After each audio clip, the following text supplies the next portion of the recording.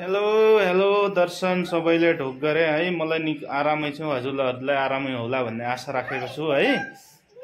आज Sunday special. आज हामी चाहिँ मासु ल्याउन जान्ने तयारीमा अहिले होइन। दिउँसोको लगभग 12 बज्न थाल्यो। यहाँ चाहिँ यो मेरो बुढी अहिले भैँसी होइन, यहाँ मेरो बाबु पनि सुतिरहेको अहिले। यो मेरो चाहिँ हिरो, यो चाहिँ मेरो हिरो होइन।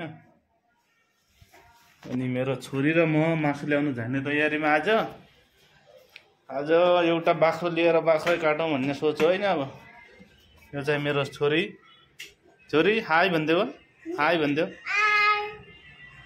हामी चाहिँ मासु ल्याउन जाने है भने, हामी चाहिँ मासु ल्याउन जाने तयारीमा है। बाँकी भिडियो त्यहाँ पुगेपछि है त ल गाइजहरू।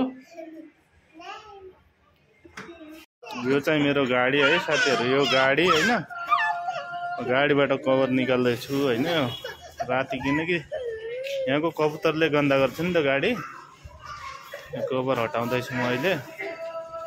अब हामी मासु ल्याउन चाहिँ यहाँ तयारीमा है।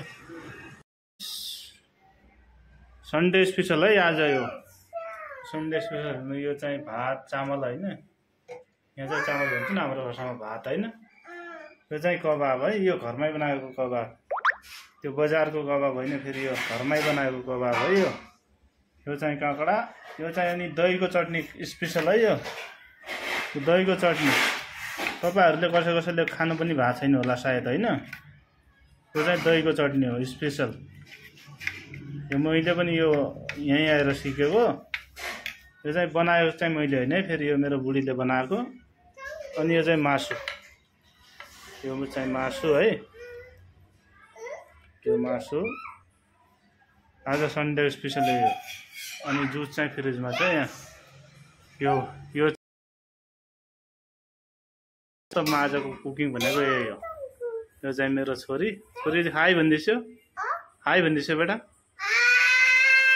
म चाहिँ मासु खाँदै भन, मासु खाँदै है।